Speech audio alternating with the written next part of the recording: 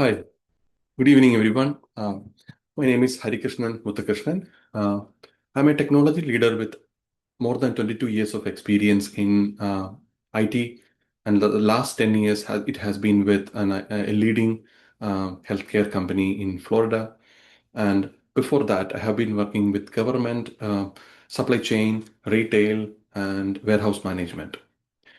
And I have been part of senior IEEE, BCS, and Forbes Technology Council.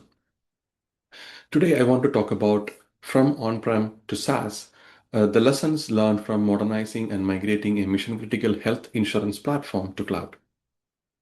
So this is a 12-year modernization journey from a self-managed on-premise low-code platform to managed SaaS target on SaaS cloud. So why on-prem to SaaS is rarely a one-step in a regulated industry? Because for us, it took us 12 years to create a platform which consolidated many legacy applications and built and operated on a BPM-based group sales insurance platform. Um, it was always on-premise, covering quoting, enrollment, renewals, group maintenance, and tightly integrated with dozens of enterprise systems over its lifetime. So what pushed us towards SaaS? The vendor depreciations of core components, platform end of life, certain versions of platform end of life, and escalating overhead of operational uh, spending on certain upgrade or the depreciations. So what I want to share is SaaS is not a lift and shift. To succeed, you must deeply understand the cloud vendor's architecture and reshape your on-prem design to fit it. Closing that gap safely without compromising compliance or uptime is the whole story of the stack. The platform at a glance, what we are modernizing and what it does. So this is an enterprise group health insurance platform built on industry-leading BPM, covering full sales lifecycle, prospecting, quoting, enrollment, and renewals, group maintenance. So this is core payer lifecycle from a origination standpoint. And why it matters, it is a mission critical for the company. And how it ran, we had multiple upgrades on premise, and at last it was containerized on premise OpenShift before it was migrated to SaaS. So what will you take away from this talk today? So the steps that we took to make it the platform SaaS readiness, the architectural layers that we have to redesign, the core modernization that we have executed during this SaaS migration in terms of API, messaging, DevSecOps, observability, etc. The risk reduction that we have to do while maintaining on-premise and during the SaaS migration, and what we made sure that it continues to operate in a SaaS solution. And with AI and cost readiness, that we prepared the platform for future simplification and cost optimization. So why we decided to move to SaaS after 12 years on premise? As I was explaining before, the platform itself decided to do the end of support for many of its self-managed services. Example, embedded services retired, like embedded Kafka, embedded Elasticsearch, which put more pressure on the organization to externalize those services. That is one reason. The database end of life. We were always using DB2, which the platform or vendor decided not to support any longer after 25 or the year 25 release. It forced us to migrate to PostgreSQL, which was a big undertaking considering the 12 years of data that we have.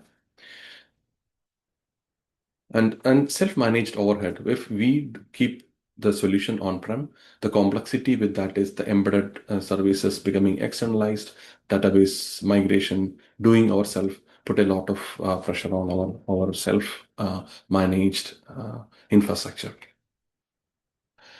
So this is our cloud migration journey with a phased approach. We actually started somewhere in 2024, mid of 2024, where we realized that we have to do multiple upgrades in 2025 and 2026, including database migration to Postgres to stay on premise. We compared the cost of that complexity with on-prem to cloud. Actually, the vendor came up with the SaaS solution, and they were ready to do data migration, help us with going to cloud for the first time. So we compared the cost. We decided to go for cloud solution or a SaaS solution, submitted the business proposal by end of 2024, and it got approved. And the contracting took probably three months. And then we started building the connectivity, security, and the API design elements during after the contract is signed. By August of 2025, we were in a position to make the connections for SSO, and the environment were ready to stand up and ready to test. By February, March, we were completed with most of the testing, started performance testing in the cloud. We compared on-prem to cloud performance, and the vendor actually did data migrations and multiple times. We call it dry run migrations to calculate the time. We had more than one application. We wanted to do all this during a weekend. We kind of planned it out, and the vendor actually supported dry runs. And everything worked out perfectly. We had a successful cutover on June, actually this month, early this month. So this is a high-level timeline which started in 2024 and finished in 2026.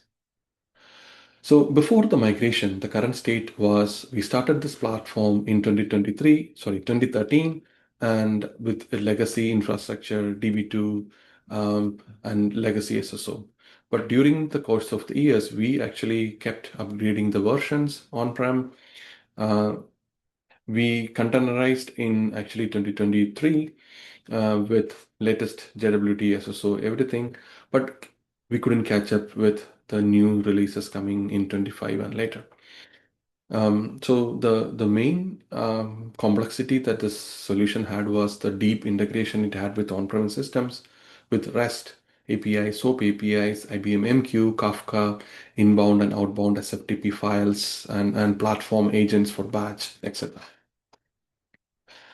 So the first thing that we did was understand what the vendor is providing as a SaaS target model. So we understood the platform, the infrastructure, not from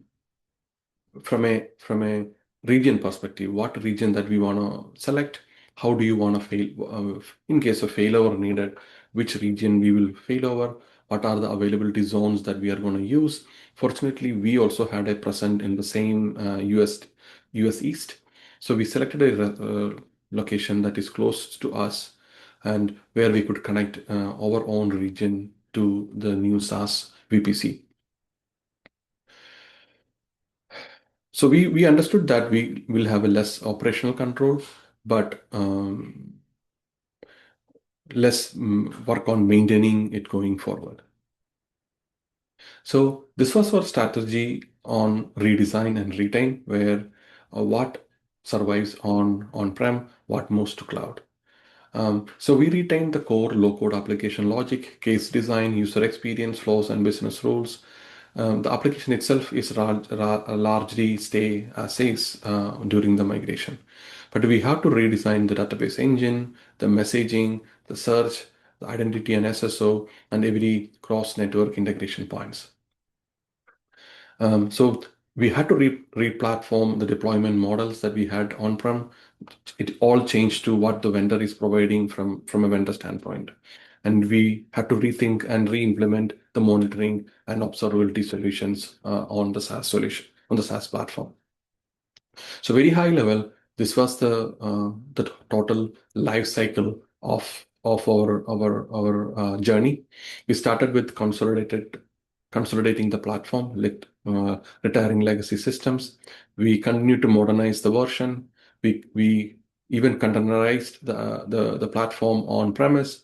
Then came the journey to SaaS, where during the migration, we converted to database to PostgreSQL, externalized services, and re-engineered the DevSecOps and observability automation compliance frameworks. So during the migration, the biggest thing was the database migration, which the vendor actually took care of. They had schema conversion tools, schema conversion data migration services from the cloud provider. They connected to our database. They did the migration for us. That reduced a lot of overhead on the healthcare on our side. So what we had to do was the connectivity options. So for the first time data migration and also for the ongoing connectivity, we had few connections that is coming back, pushing data to on-prem.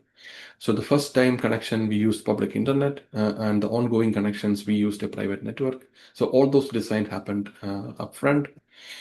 Security enforced end-to-end. So any connections that we made, whether it is JDBC, it is always secured with SSL TLS, encryption for data in transit and at rest, and perimeter controlled by both firewalls on site, on-prem, and at the cloud.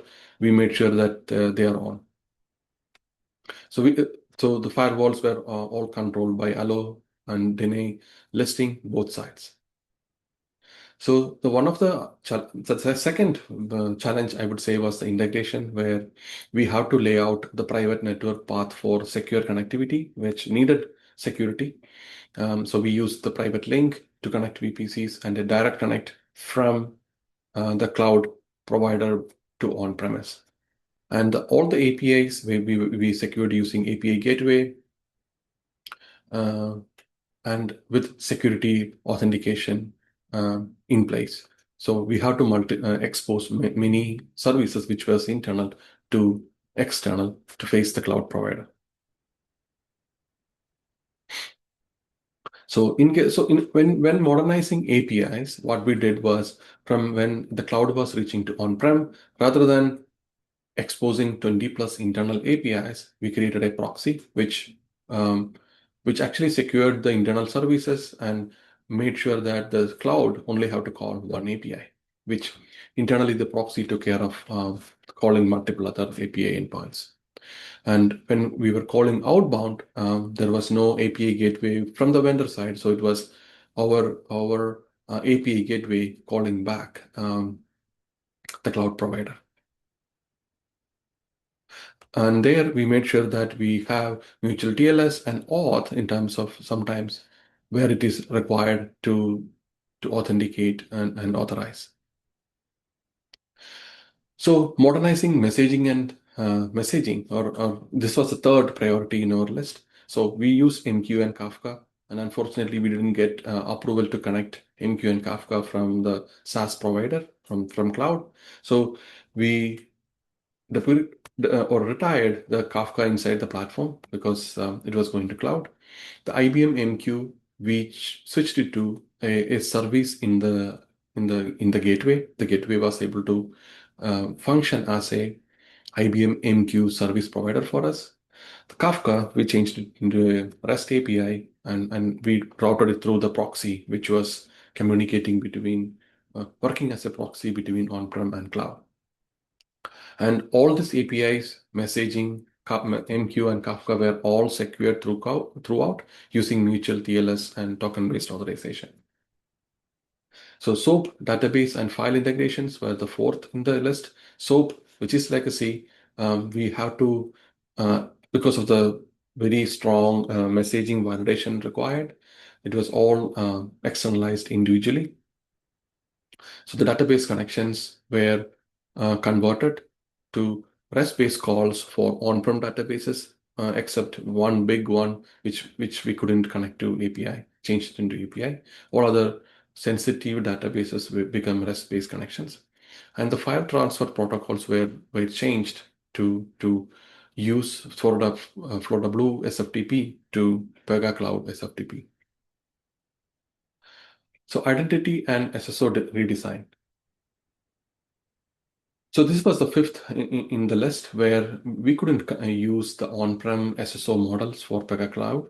So we changed all of them to use OAuth, OIDC, for both our internal users and external users.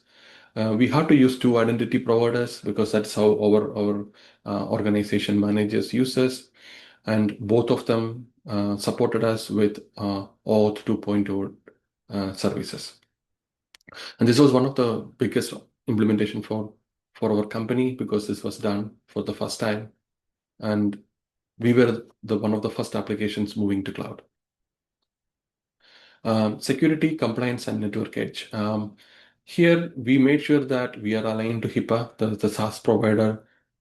Started with providing us a HIPAA compliant space where we deployed our services all were HIPAA certified. We use WAF and edge controls for making sure that we have geofencing and our traffic is secured end to end. And encryption everywhere. We used TLS 1.3 in all the APIs and the connections that is coming from cloud to on-prem. And wherever necessary, we use private connectivity, direct link, and private link between VPCs from cloud to on-prem. So DevSecOps, observability, and operating models were changed, where on-prem was using our own Jenkins pipeline with deploying, that all changed to vendor provided deployment manager and monitoring using Pega cloud monitoring, etc. And we built custom alerting for our queries, for integration, for MQ, Kafka services, and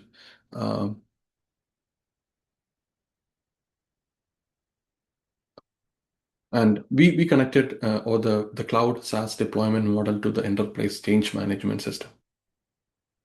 So results and outcome, we had an increased platform availability compared to on-prem because it was auto scaling and rolling restarts were automatically implemented.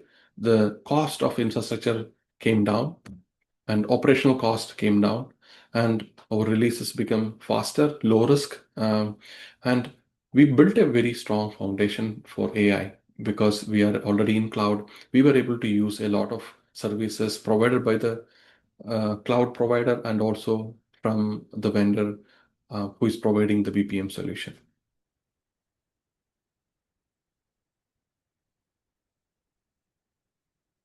So lesson learned is that how we were able to successfully execute it is because on-prem, we were able to make the platform during the 12-year life cycle always updated with the latest product patches, product versions, and deployment architecture. So the continuous modernization actually really helped us to go to SaaS quickly.